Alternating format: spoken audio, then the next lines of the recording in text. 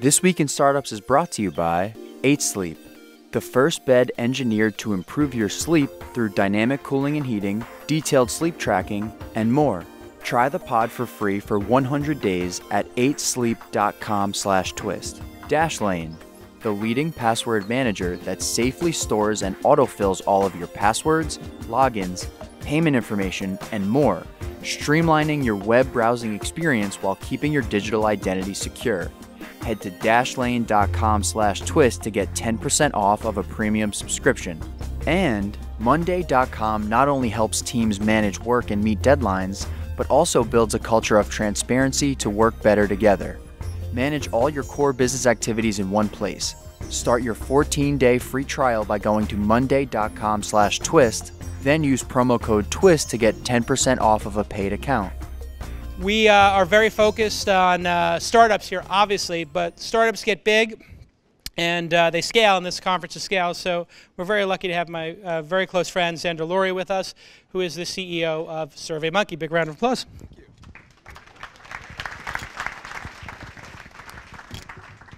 So you went public in the last year.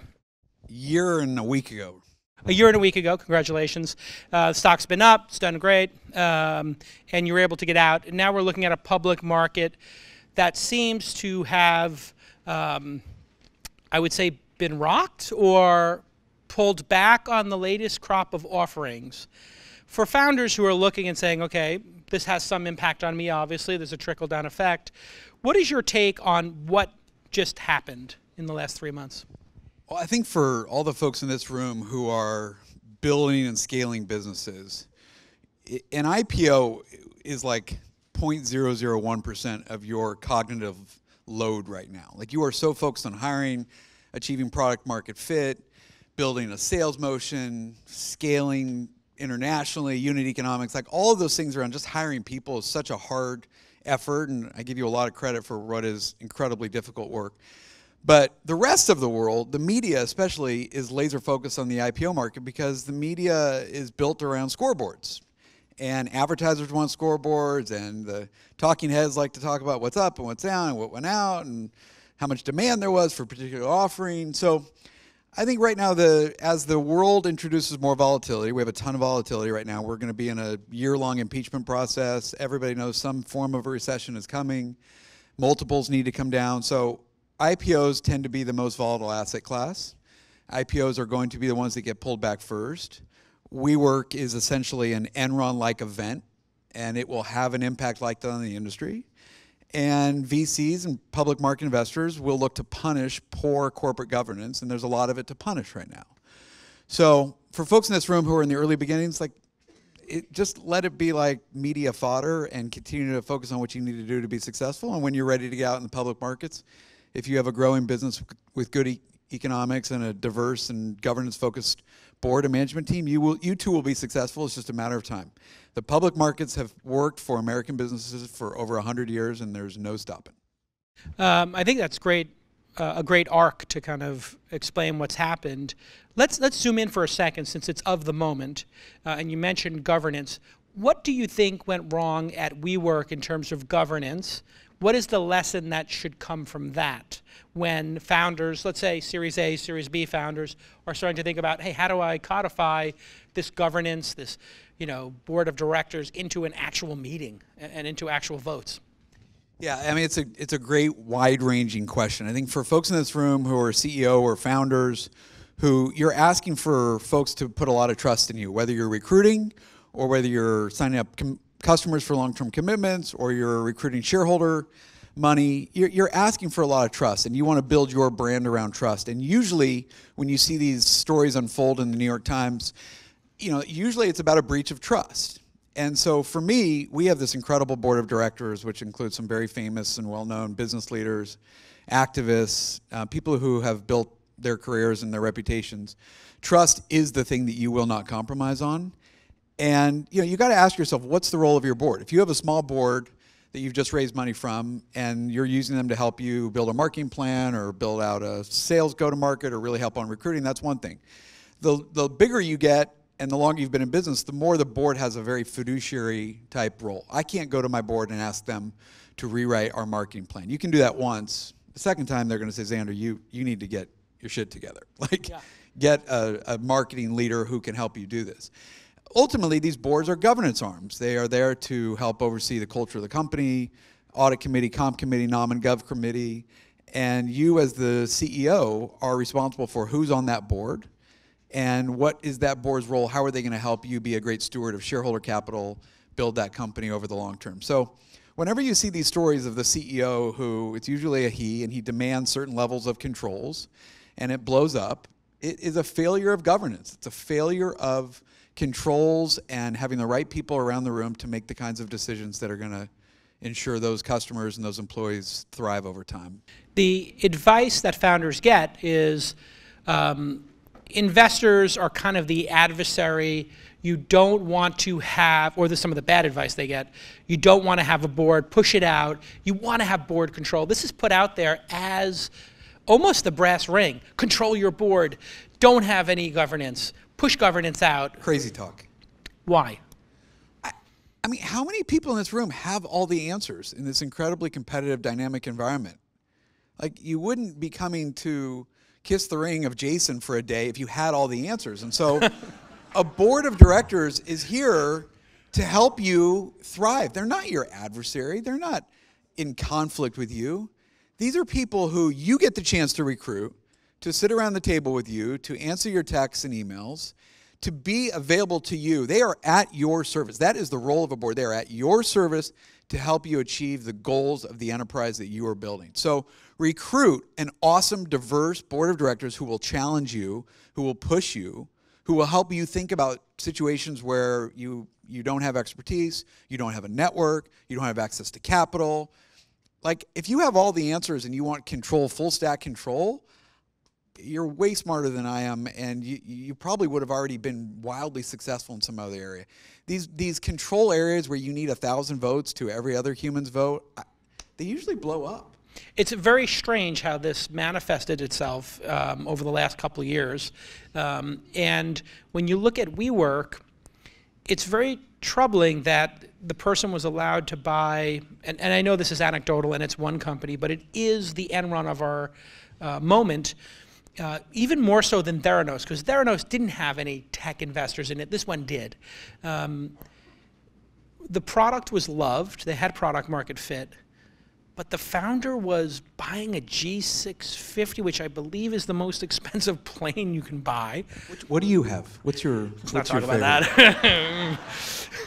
I have Business Premier on Southwest. It's pretty Business Select. It's pretty nice.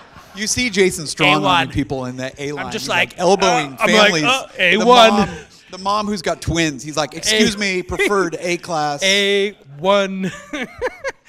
I have to say, it is pretty pathetic. Like, I literally am absolutely in awe every time I'm able to purchase a business class seat. Just that like, for me, it's such a personal, huge victory. Yeah. Just to You walked uphill to school both ways. I mean, it was pretty rough. Hundreds of people listening to your every word.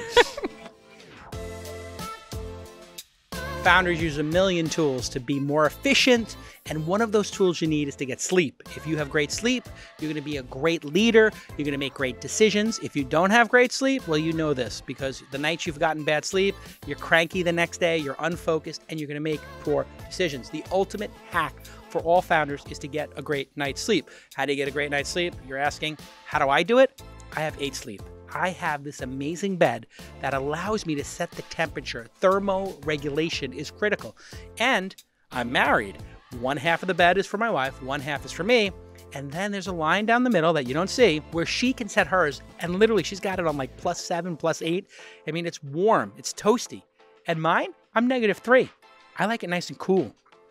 And then in the morning, it slowly cools us down, so our heart rate goes up and you wake up naturally. I love this product. I love it so much that I have actually invested in the company. They were an advertiser on the podcast. I got one.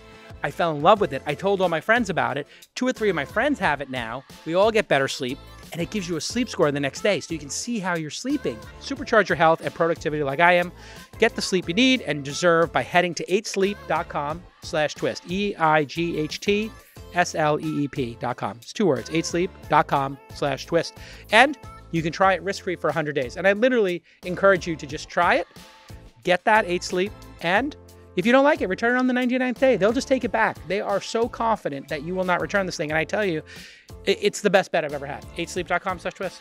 Just go try it. And trust me, everybody loves this thing. It's incredible. Okay, let's get back to this amazing episode. If you could uncover what happened at WeWork, what do you think it will be looked at 5 or 10 years from now? And what are the chances that a save, defined as it's a viable business that becomes public and has a value over $1 billion, what are the chances of a save is one question. And then how did it become so off the rails, seemingly?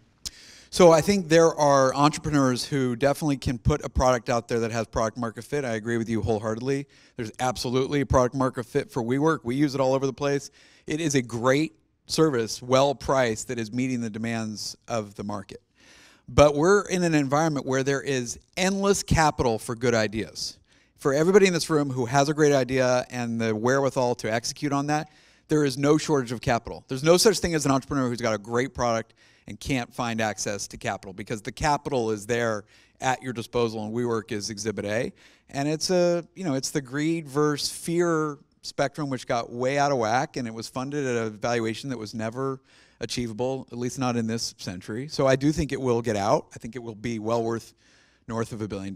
It probably won't be worth $47 billion until they execute on 10 plus years of profitability. So investors sometimes will let things get out of control, and if you're a CEO that has to buy planes and do things that clearly aren't in service of building a great enterprise, that can come back to the roost. And when you look at unit economics and running a business properly, the standard in Silicon Valley has been for a long time, don't worry so much about profits if you're growing fast. But I don't remember anybody ever saying have horrible unit economics. And when you look at the companies out there, like WeWork, there's a question there if that actually has good unit economics or not. Like, the reason we might all love it is because they're taking on a big portion of the cost.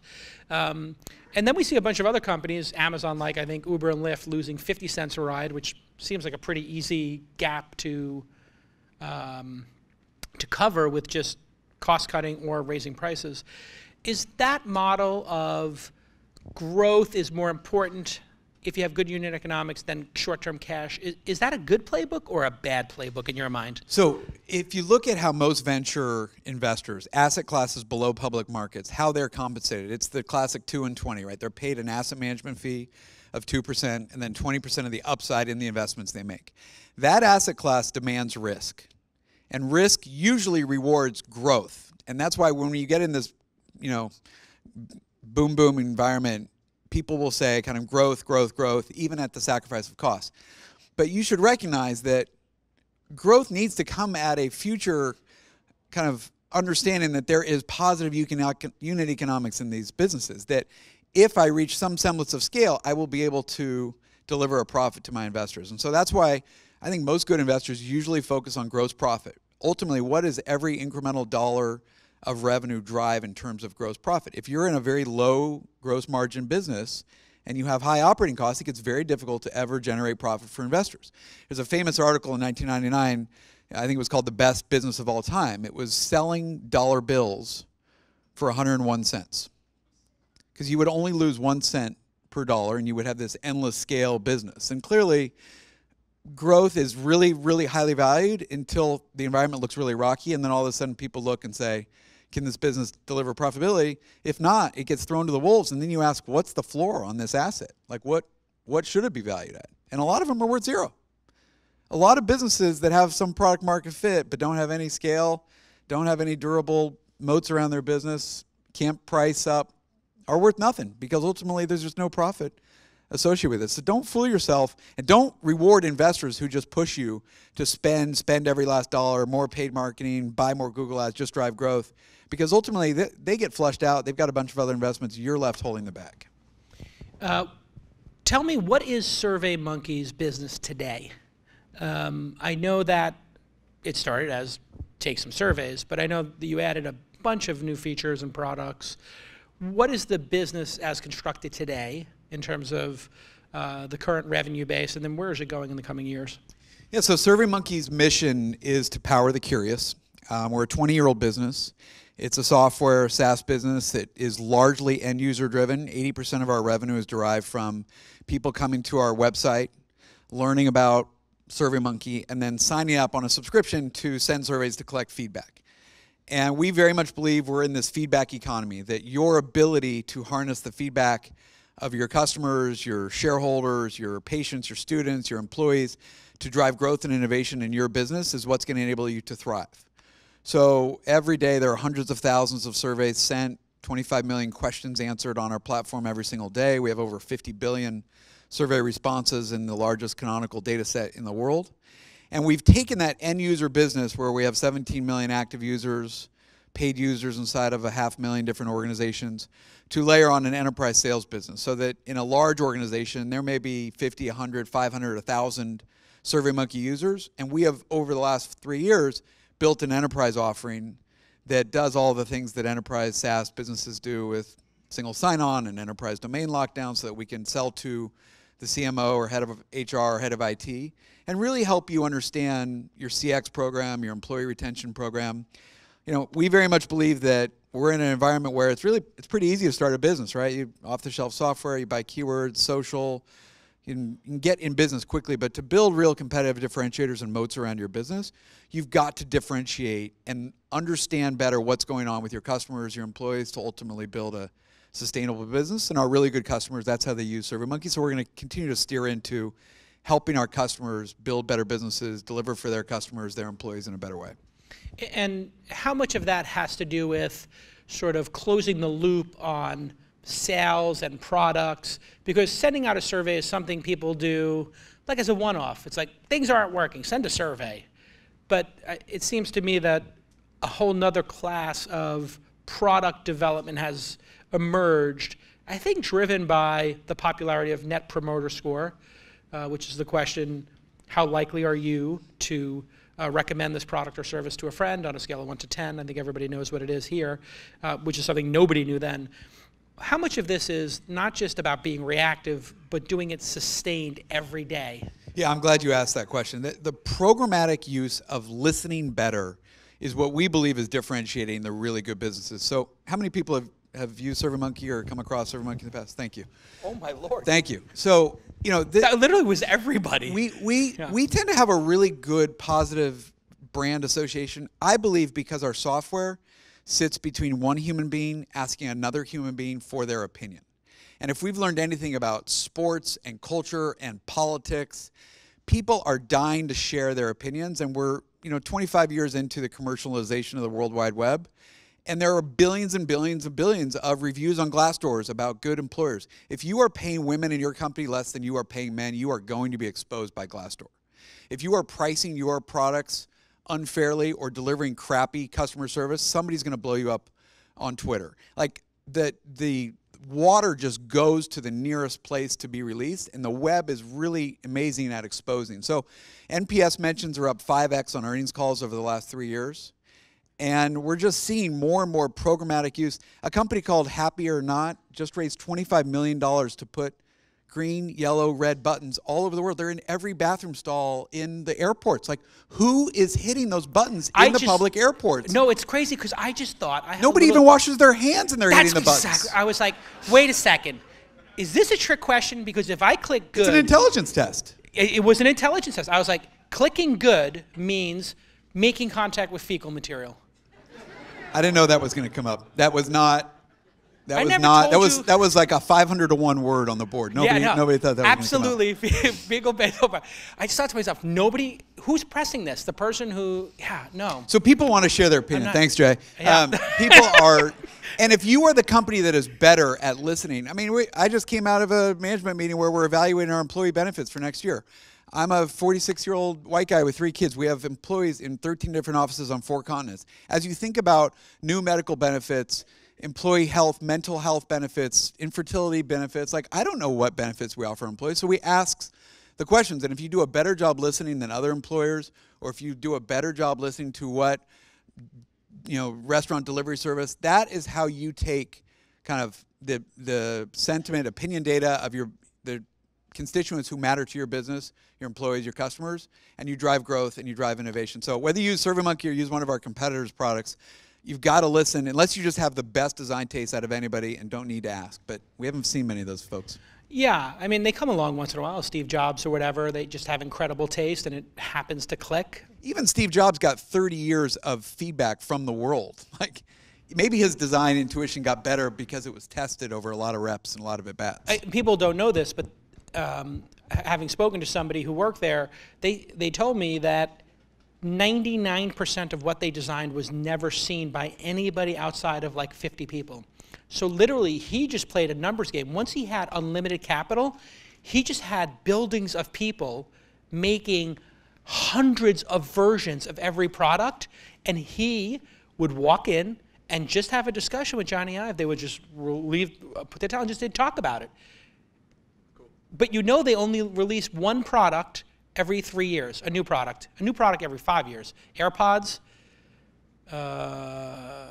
watch, phone. I think that's the entire 10 years. I mean, maybe there's some iPads in there or whatever versions, but in terms of major new products, can you imagine employing that many people to make that many versions that nobody ever sees? All that work. The chances are, if you're an Apple designer, statistically, nobody has seen your work.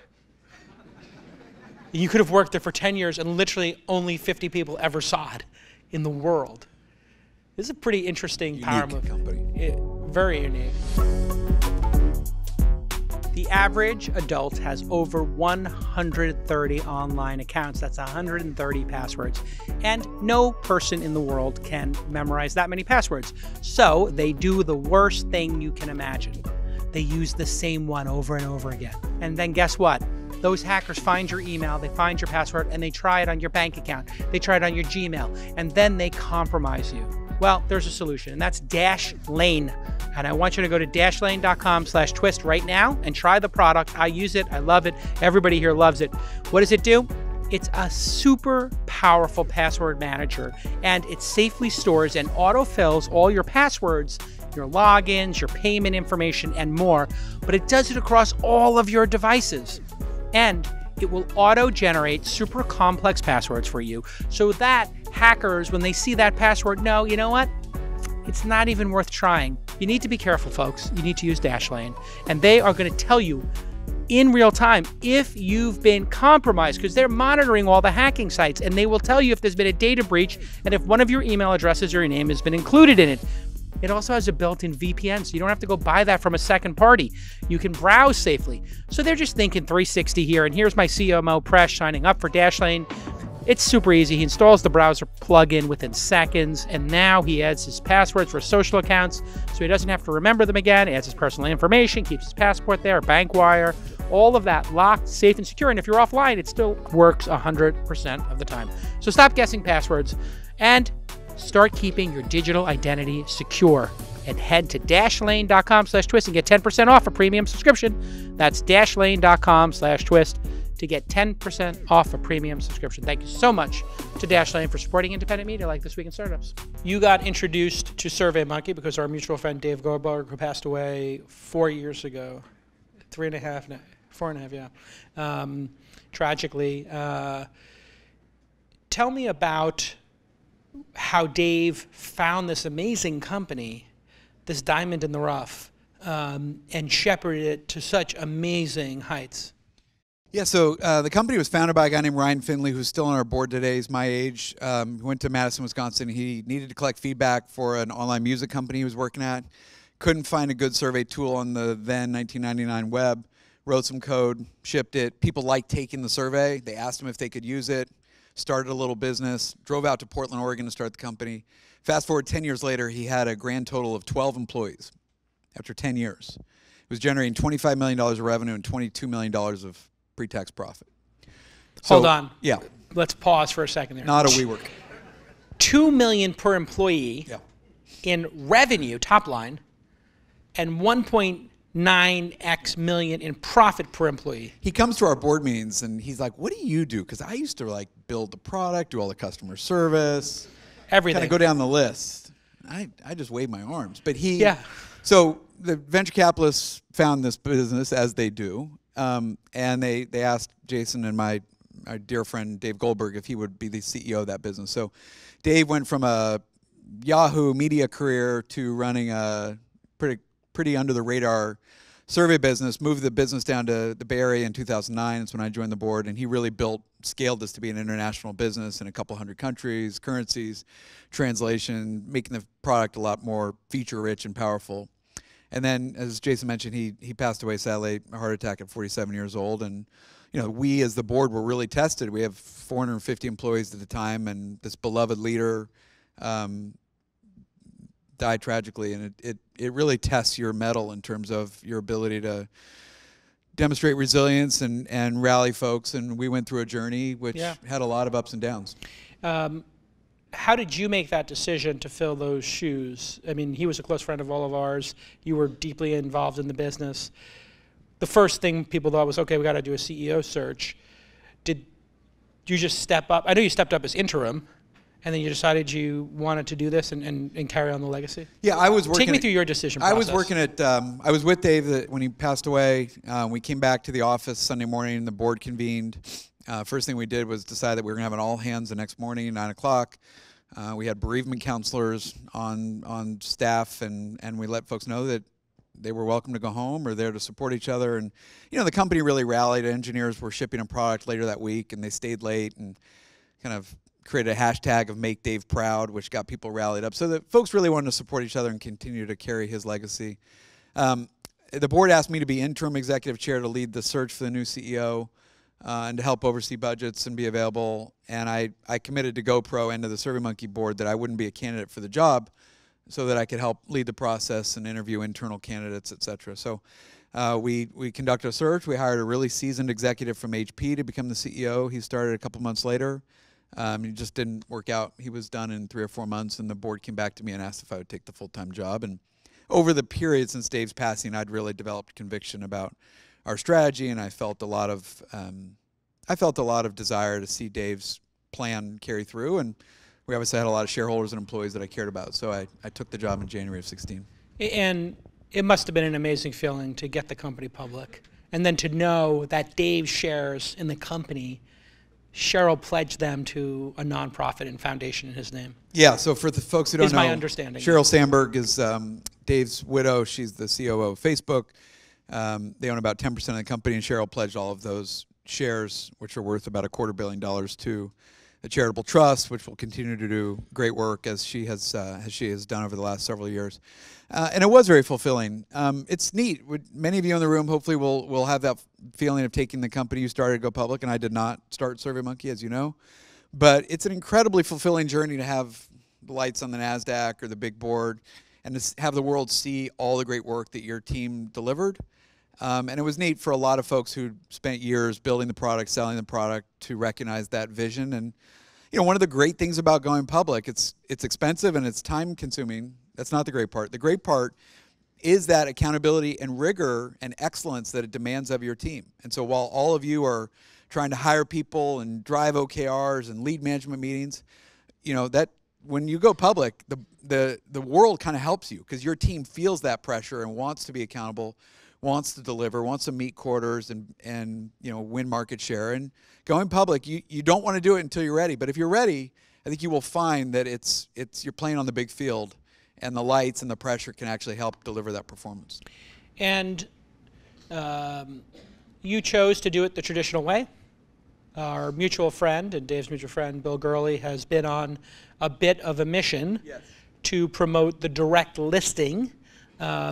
Direct listings did exist, I believe. You went out after Spotify, which was a direct listing, but before Slack, which was also a direct listing. You went the traditional route. Did you consider the direct listing? Yeah, it's a great question. Bill Gurley is one of the best investors of all time, and as Jason said, he's very focused lately on the importance of the direct listing. We've only seen 2 of late, Spotify and Slack. They tend to be more popular considerations for bigger companies that have more scale. For SurveyMonkey, we had a pretty unique shareholder base given our age, that we had private investors for over 10 years. We only sold about 5% 14% of the company in the offering. So we thought it would be very important to get help from bankers to go out and tell that story. You go to a 9 or 10-day roadshow, you talk to a couple hundred investors. Bill Gurley very much disdains the large pop that some IPOs get. We had about a 45% day pop, which is to say, did we leave money on the table? Potentially. It's not necessarily clear, because you only go public once, that we would have been able to raise money at those higher prices in a direct listing. So there is the risk that that kind of early churn and first day trades, accretes value to folks who didn't really drive value in the business. We didn't spend a lot of time considering it because we thought a lot of value in going the traditional route and seeing a lot of institutional investors. But I do think it's going to get heightened focus, and Airbnb and other big candidates coming up will probably put more attention into it than companies that went public over the last 5 years. You landed Serena Williams for your board. Tell me about that. So Serena Williams, we were really looking to reshape our board of directors. I am a big believer, and I'm happy to spend time with folks in the room. If you're the CEO, if you founded the company and it's your board, build a board that you will be proud to merchandise on your About Us page on your website for when you have 1,000 employees. If you have 5 white men on your board, get to work. Like, that's just not a board you should be proud to show all of your employees. It is the ultimate reflection of you, the CEO, of your ability to recruit. And for us, we didn't need somebody who could oversee our financial statements. I've got 3 ex-CFOs on our board, ex-CEOs. I've got friends that can help me do that. I was really looking for somebody who could elevate the resilience and grit and culture of winning that Serena brought. So when I met Serena, a mutual friend kind of put us back together. She wasn't on a board. She had won 23 Grand Slams, tied for the most in history. She grew up in Compton with, a low-income family, took on the lily-white sport of tennis to become the most dominant athlete, arguably, of our time. She plays girls today who weren't born when she won her first Grand Slam. She started businesses. She's invested in over 40 businesses. She's been a huge advocate for issues that we care about at SurveyMonkey around equal pay for equal work. And she was really stoked to do it. So it's really fun. She was eager to join the board, and she's been a huge kind of lightning rod for energy. I tell the story sometimes where shortly after I became CEO, my first time as CEO, I kind of went on a listening tour. I was meeting one of the sales guys in one of our offices, and I was sitting down in the kitchen with Notepad asking how I could help. And he kind of lit into me. He's like, whenever I finish my morning calls, I come down to the kitchen, and all the vanilla bean Chobani yogurts are gone. And I'm like scribbling this down. And I was like, what am I doing? Like, where's the grit and resilience? Like, what? This guy's grandfather fought in World War I, and he's bitching at me for the vanilla bean. Aren't there any apricot yogurts left? Yeah, so go that's strawberry. The kind of thing that goes strawberry. But, for Serena, who's overcome illnesses and injuries, like she has a spirit that demands excellence and winning. And when she stands in front of our employees, she gets people pretty motivated. Monday.com is team management made perfect. We use it here at This Week in Startups, and in fact, you may have experienced it yourself. We did office hours. I said, I have this new project, Presh, and Nick and Charles got to work, and here they are. They made a beautiful Monday board outlining the process and setting up our open office hours. And you can see Presh is assigning tasks to different team members, and he set up a Typeform integration so that we could see the status of our founders and their biggest challenges, which is what they ask about on office hours. Hey, this is my biggest challenge. And then he made the board public on our website so everyone could see the topics that were going to be discussed. And you can see this all at officehours.launch.co/August. What this does is it makes your organization transparent. Everybody in the team can then help, and you get rid of long meetings, you get rid of whiteboard sessions, ridiculous spreadsheets everywhere with disparate information, and you have accountability. And boy, Monday's got a great mobile app, and it's the perfect operating system for your company to build on. That's why startups love it. Our startups love it. Ben from Neighborly, one of our investments, he uses it to build out new locations. And Pete Davis from Amchar, he uses it for his marketing projects. They have a ton of templates. And here is your call to action. This is what you are to do right now.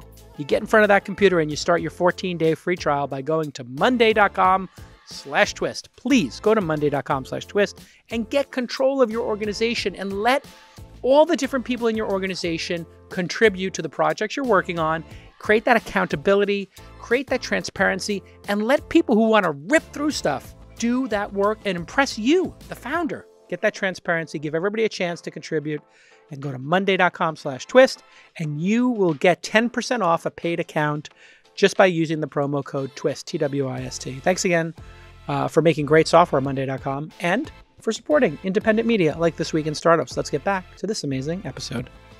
Do you think there is a generational entitlement going on, or now that I guess we're both Gen Xers, when we're hiring, obviously millennials, we've had a good couple of decades working together, but this next generation, Gen Z, how do you manage each of those generations? Do you see any trends in why they're coming to work, what they expect from a job or a career? I think for younger folks, they tend to be more mission-driven and want to work on something with a great corporate purpose. And if you have, we are operating in what is the tightest human capital labor market in the history of humankind. If you're in San Francisco, New York, LA, London, in tech, finance, there's never been a more competitive time. So if you're on the supply side, it's a great time to be a young person who's got skills in data science or developer, marketing, sales, etc. And when you have a plethora of choices of where to allocate your time and your resources, you want to work for a CEO and for a company that has a bigger purpose than just making money. And so I do very much agree here with Mark Benioff and others that you have a responsibility, not just to your shareholders, but to your customers, your employees, the community you work in. And we're in an environment where you are going to have to show we do more than just deliver a product or service to make money. We have a role, we can help grow your career, mentorship, and if you can't deliver that total employee value proposition, I think you're going to lose out. And so it's easy to paint millennials as lazy or... Yeah, sure. I think that's a company usually that doesn't have a strong enough proposition to attract those really talented young people. Yeah. Hey, as we wrap up, Dave was a special guy. What made him so special? I mean, the value I take away from Dave every day is to live a purpose-driven life. And however you spend your time with your children or your spouse or you're recruiting employees or you're building product, he only had 47 years here. And, even just as a friend or as a poker player, everything he did with vigor and gusto. And that's the way you want to bring your A game every day when your feet hit the floor. Like whatever you're going to do, whether it's fun or work or play or charity, like get after it. And an unbelievable amount of caring for people. Well said. Yeah. All right. To the memory of Dave Goldberg, and thank you so much for sharing. Thanks for having me. Nice to see you all. Okay, I'd like to introduce Yossi from Odoo, who's going to talk to us a bit how integration enables scalability. So, warm welcome for Yossi, please. Good morning. Today I'd like to talk about something that everybody in this room has in common, and it's how to make our business successful. However, we first must need to understand those workflows and those efficiency matters that we must put in place before getting there. My name is Yossi Jimbernard. I am the head of product communications at Odoo, and I'm right here at San Francisco. And I'm really excited and passionate about this because who doesn't love technology, and what things do we need to have in place to make our companies more efficient? But before we get there, let's see exactly what we need to have and understand the market better. If we were to ask any Fortune 500 company today what they would do differently when they first started, they probably would say, I think we would have better systems in line. In other words, I would want to have a more scalable system instead of having to redo everything halfway along the way or today. So let's take a look at what that marketplace looks like. First of all, we have these two main columns. On the left, we have traditional ERPs, or enterprise resource planning. A lot of us think that ERPs are for manufacturing or large companies. However, these ERPs that we all know, SAP, Oracle, Dynamics, were indeed created with the CEO in mind. And even though they do offer an end-to-end solution, they may not necessarily be the right solution for us. Why? Well, there's a couple of deficiencies here. Number one, they're terribly difficult to implement. They're not flexible for this medium and small business owner. And also, number three, Their barrier to entry is extremely large. These are expensive systems to have. So reaction to the marketplace against these legacy ERPs was the rise of single-use applications. These are applications that we all know. We have Salesforce for CRM. We have QuickBooks for accounting. And even though these specific single-use applications are robust, they're excellent in what they do, and they're fairly easy to use, they don't offer an end-to-end solution. In other words, you need a series of different applications just to manage your business. Just by a show of hands, how many of you use a series of different applications just to manage your business? Yeah. It's a pain point many of us experience every single day. And our companies and our systems internally end up looking a little like this. This is what we call a Frankenstack. You have your customers on one end, you have your spaghetti bowl of various applications, and then you have your company and their objectives. Not necessarily the most efficient way to run your business. How come? Well, number one, there's no native integration here. In other words, a company needs open API connectors just to pull and push data. Or you have to export or import data just to get information across your various systems. Number two, there's no centralized intelligence here. Reporting becomes a nightmare. We may not know what we have in our shelves at any point in time. We may not know how much has been inventoried or invoiced by our salespeople. Therefore, having centralized intelligence makes reporting that much easier. Number three, these API connectors are indeed expensive. When one system has to upgrade, you have to reconfigure and invest in new API connectors just to ensure that your data is moving the way you need it to. And finally, teaching either yourself disparate systems or your team becomes cumbersome. It becomes rife with mistakes, and data entry could be it could offer a lot of problems in terms of efficiency and unneeded complexity. So what do? We have an all-in-one solution. In other words, you eliminate the need to have API connectors across the board, across any of your different systems by having an all-in-one solution. It's a singular source of truth across your customers, your company, and your internal systems. Now, how is that possible? How is that achieved? It's achieved through something we call modularity.